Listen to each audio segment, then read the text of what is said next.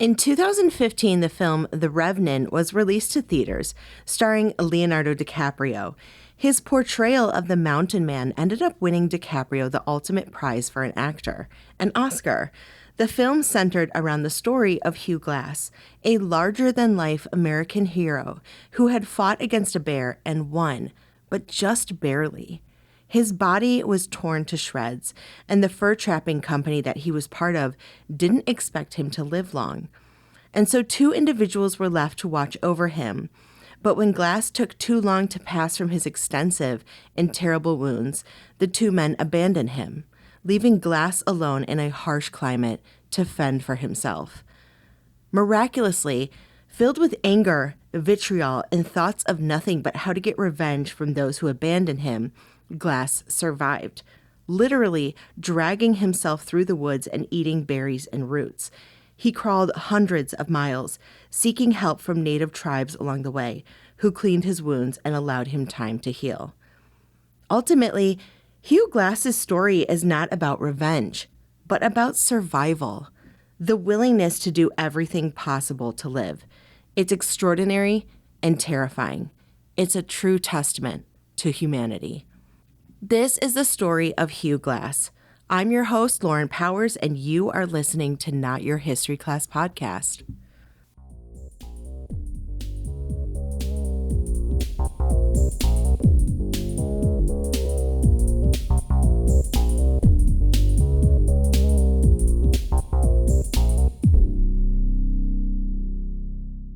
Our standard education has barely touched upon the depth, violence, and tragedy of human history.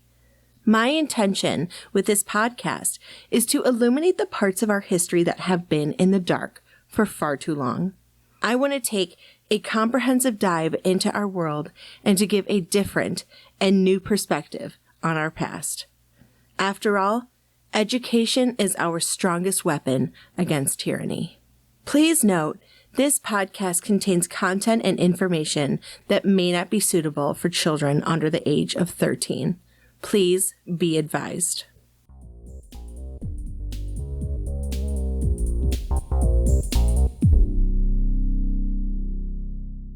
The fur trade started in the 1500s in the United States, with native tribes trading pelts for items such as tools, weapons, and even horses. These furs would then be used to make coats, hats, and blankets.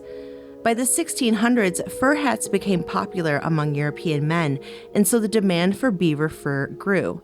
And by the late 1700s, the fur trade started to decrease as the animals that had sustained the trade for so long were becoming scarce. And by the 1830s, hat manufacturers were using silk instead of furs for hats. Once the 1870s rolled around, most fur trading had ended. Fur trading had spurred westward expansion of the United States. Trappers, also called mountain men, lived rough lives, many dying while on the job. American fur trappers and traders did not start moving deep into the Mississippi West until the 19th century after the Louisiana Purchase and the Lewis and Clark expedition. Fur trading posts were scattered throughout the country, often in native territory. These posts were meant to be able to ward off attacks and thefts, and were often used as social hubs as well as marketplaces to trade. The fur trading life was lonely and solitary. A specific type of person was drawn to this type of lifestyle. Although stereotypes depict mountain men as having a lack of education, that is not necessarily true, and many men that decide to take on this solitary life were well educated. Some men were impoverished, and some were escaped slaves from the South. While mountain men passed through St. Louis, they would meet up with William Clark, the governor of the Missouri Territory, and provide knowledge of the West landscape and geography as they traveled, and give valuable information about the location of native tribes. That was how the knowledge of the American West grew. Eventually, around 1830s, due to beaver population declining and fashion tastes changing, mountain men would use their knowledge of the West to become guides and goods suppliers for the Overland Trail, which led to Oregon, Utah, and California. Some would invest their earnings in saloons, stores, and become business owners. Due to also establishing friendly ties with some native tribes, they helped start a wave of migrants from the east to the west. The mountain men would help carve a path through the wilderness due to their massive amounts of knowledge, which would help pave the way for settlers and merchants who sought a different life in the west. There's very little known about Hugh Glass's beginnings. He was supposedly born around 1783 to Irish immigrants that fled to Pennsylvania to hopefully find freedom in the New World. There was also some sources that say his parents were either from Ireland or were Scotch-Irish Pennsylvanians. I had a hard time finding an exact date for this, but it likely happened around 1817 to 1820. Glass, working probably as a sailor or a commander of an American ship, was captured by infamous pirate Jean Lafitte near the Gulf of Mexico when Glass was in his 30s. He was given the choice to either die or work under Lafitte, and Glass decided the latter. He lived for the next year in a pirate colony of Campeche on Galveston Island, which would later become Texas. The location of Campeche was dangerous as there were Karankawa natives that were living on either side of them. Karankawa were rumored to be cannibalistic. The waters around Campeche were also infested with alligators and venomous snakes. On the website hughglass.org, there is a story about how he and a companion of his that had also worked under Lafitte had decided that they wanted to escape Lafitte's rule, and so one evening they were left alone on the ship and jumped overboard. They swam through dangerous waters for 2 miles before reaching the shoreline of what is now Texas. For a while, they lived off of captured fish and creatures from the ocean. The two then walked further inland because they were avoiding natives and had limited knowledge of the land that had just been acquired in the Louisiana Purchase. During that time, they were able to successfully avoid the Comanche, the Osage, and the Kiowa tribes, which could have had a violent end for both of the men. Unfortunately, that didn't last long, as the two of them ended up running into the Scurry, also known as the Wolf Pawnee. The Pawnee had a practice of human sacrifice, as they believed that this would make sure that their land remained fertile and that they would have abundant crops. John Meyers, who wrote the saga of Hugh Glass, said, quote, "Because such murders are ritualistic, it is not likely that Hugh's black bean was promptly drawn. During the period of waiting until another suitable ceremony, moreover, Pawnee practice called for treating the victim well, out of honor the god or spirit to which he would be dedicated." End quote. Instead, the Pawnee had sacrificed his companion, allegedly by burning him at the stake and having his body pierced with slivers of burning pine. To Glass, it was evident that he was going to be next, and Meyers wrote that what Glass thought was his final hour. Quote, "Two approached him to strip him of his apparel. The ruling chief stood by to pierce his skin with the first splinter, which was deemed to royal privilege. Glass thrust his hand into his own bosom and drew forth thence a large packet of vermilion, an article which the savages value above all price. He gave the packet to the proud and haughty brave with an air of respect and affection and bowed his final farewell." End quote. Natives used pigments from the earth for painting their bodies as well as used for artwork. However, it was often a difficult and lengthy process to produce these dyes, and sometimes due to the weather or time of year, it was impossible to be able to find the materials to make the pigments. Some of the colors would be muted, and therefore natives often relied on traders to be able to buy brilliantly colored pigments. Vermilion, made from pulverized cinnabar, was a desired color, and due to being rarer for natives to come by, they were happy to trade the large amount of vermilion for Glass's life. According to HughGlass.org, the chief of the tribe was impressed with the amount of vermilion that Glass had offered them, and he decided to adopt Glass as his son. John Meyers wrote in his book, The Saga of Hugh Glass, quote, "It is not on record that any Thanksgiving turkey has ever been whisked away from under the raised axe and promoted to the status of household pet. But if such an event ever does take place, it will form the only parallel to this escape with honors on the part of Hugh Glass." End quote. Historians have wondered for decades if a lot of the stories that we hear about Hugh Glass are true, or if he was just an excellent storyteller. An oral tradition that is passed down from generation to generation can adapt and twist, people forgetting aspects of the story or adding new aspects that don't exist. There is little evidence to show that he may have been working for Lafitte, or that he even spent time with the Pawnee, or that he took a Pawnee wife and had a son, as was shown in the film The Revenant. However, in his later years, there are a number of documents, such as the memoirs of George C. Yount, who joined the fur trade in 1825 and traveled through the Rocky Mountains and claimed that he had known and befriended Glass. John Meyers wrote that, quote, Glass implied to George Yount the reality of being a pirate far topped in horror any vision of the trade possible to one who hadn't been enmeshed in it. There are monstrosities of conduct belonging to a society which has cut itself off from honor and compassion that outsiders can only understand at the price of forced association. End quote. Yount also wrote that he believed Glass to be a God-fearing man, and he wrote, quote, the cruel murders to be perpetrated daily, as they shuddered from their inmost souls and shrunk from those deeds of blood, it was impossible for them to conceal their despotic lord the emotions of their hearts, end quote. Around 1822, Glass had responded to an ad in the Missouri Gazette and public advertiser searching for fur trappers. The goal was to trade with the natives, and Glass, having allegedly spent a great deal of time with the Pawnee, was an asset. Since beaver pelts were a popular item among hat makers in the United States and Europe, which created demand and economic ties between the remote areas where trappers would work and the cities and towns of the rest of the world. By 1820, renewed interest in beaver pelts caused businessmen and capitalists to look westward. William Ashley, the lieutenant governor of Missouri, businessman and militia general, had entered the fur trade in 1822.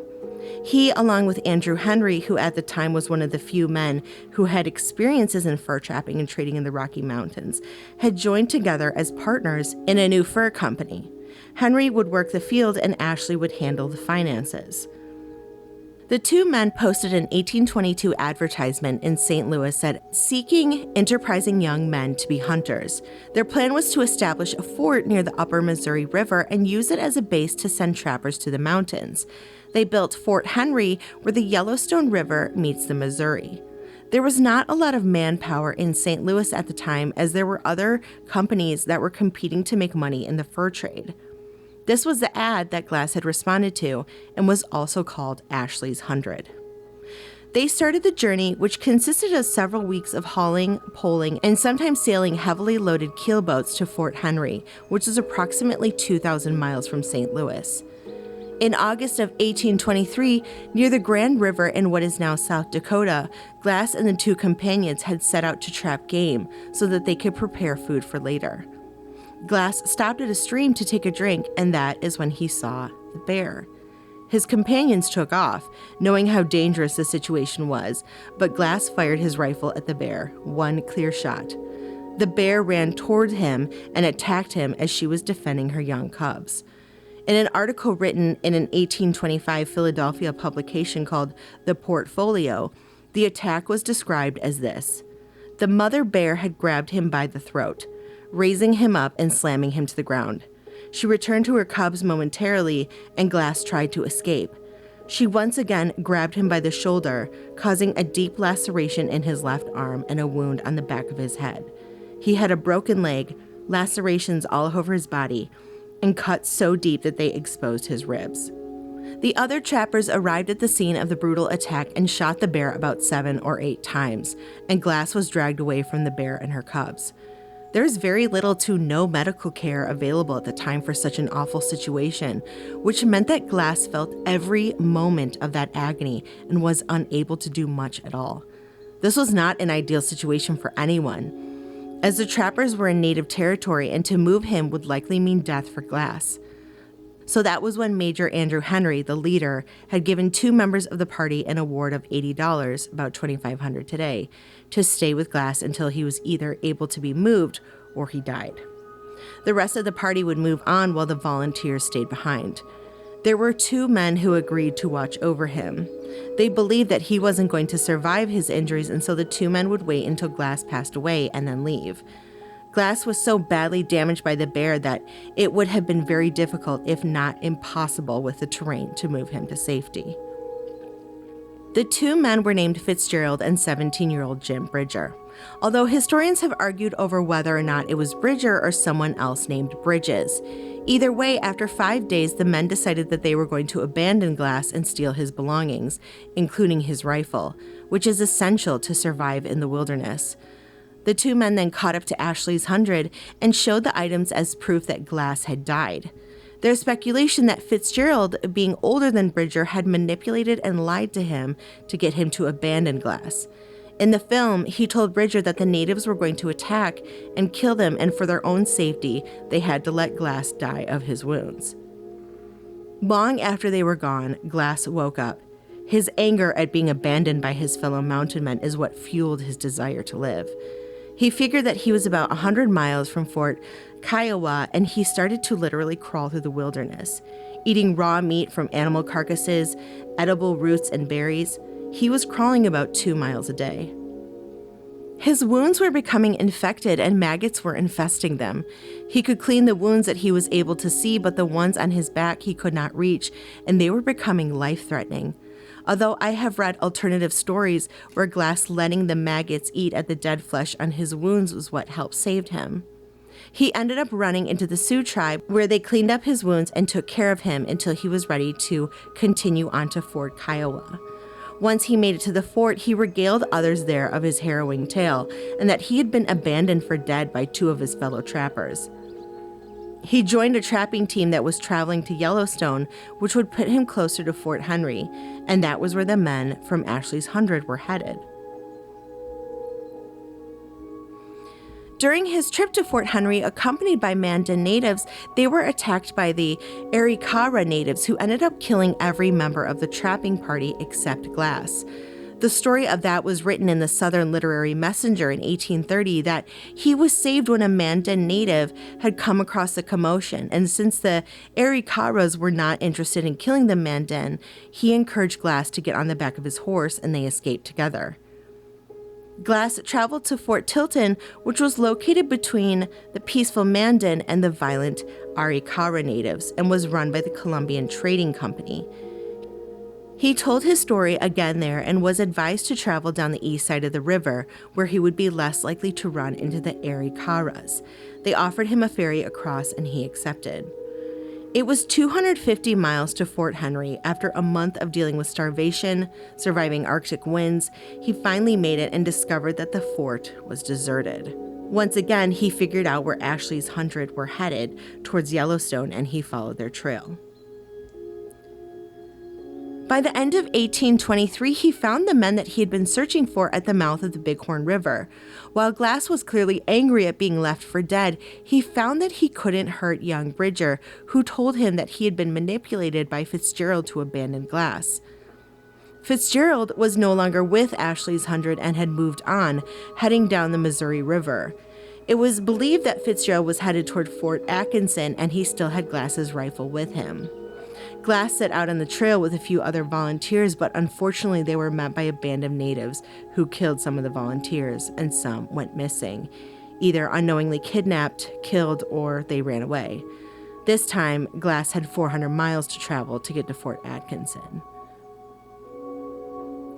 Glass, who had traveled hundreds of miles to seek his revenge on Fitzgerald, was sorely disappointed when he found out that Fitzgerald had joined the army, and that gave him protection against Glass's revenge. The fort commander gave Glass the warning that if he killed Fitzgerald, then he would also be put to death. Glass then joined another trapping party after shaming Fitzgerald and retrieving his belongings, including his rifle. According to George Yount, who was mentioned earlier as someone who worked with Glass and kept detailed diaries of his life, Glass was given $300, which is close to $10,000 today, to appease his need for revenge and to compensate him somewhat for the hardships that he dealt with in order to survive. He traveled to Missouri's western settlements and became a partner in 1824 in a trading venture to New Mexico. He met up with a Frenchman named Dubray, and they trapped and traded along the Gila River, although they did not find a great deal of success. It was after that year in Santa Fe that Glass moved on to Taos, where he was hired by a man named Etienne Provost to lead a trapping party in Colorado, which would be within the territory of the Utah natives.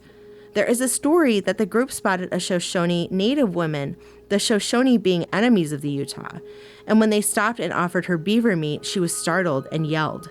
That attracted the Shoshone natives, who did not like whites who traded with their enemy. The Shoshone shot arrows at them, killing one of the trappers and leaving Glass with an arrowhead embedded in his back. They traveled 700 miles back to Taos, where he recuperated from his wound and eventually joined a group of trappers that were headed towards Yellowstone River country, where there was supposed to be a lot of beavers. During the next few years, he worked with other independent trappers. By 1830, he was in the upper Missouri area, harvesting bighorn sheep to the point where the location became known as the Glass Bluffs. In 1833, Glass had relocated to Fort Cass, which was 3 miles from the junction of Yellowstone and Bighorn Rivers, where he supplied fur to the American Fur Company. Early that spring, he and a couple men named Edward Rose and Helene Menard left Fort Cass to trap beaver. They unfortunately met up with a large part of Arikara natives who had hidden on the opposite bank of the frozen river. They were crossing. The natives then attacked the men, shooting, robbing, and scalping them. Another man who had worked with Ashley's Hundred, James P. Beckworth, told an account in which he had found the bodies of the 3 men. However, that is the only aspect of the story that was able to be verified, and the rest of his story does not match with verifiable accounts from that time. Beckworth finished his story by describing the grieving of the Crow natives as they buried the 3 veteran trappers. Quote, "We returned together and buried the 3 men, amid the most terrible scenes I had ever witnessed. The crying was truly appalling. The 3 men were well known and highly esteemed by the Crows. When their bodies were lowered to their last resting place, numberless fingers were voluntarily chopped off and thrown into the graves. Hair and trinkets of every description were also contributed, and the graves were finally filled up." End quote. Hugh Glass was around 50 years old at the time of his death. Today, a monument to Glass stands at the site where he was mauled by the bear on the southern shore of the Shade Hill Reservoir in Perkins County, South Dakota, at the forks of the Grand River.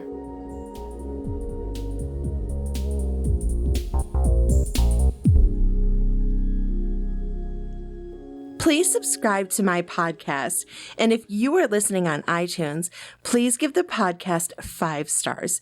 It really helps me get out there. I am currently on TikTok, Instagram, Facebook, and X, so follow me on social media as well. If you are looking for sources for this episode, please check out our show notes.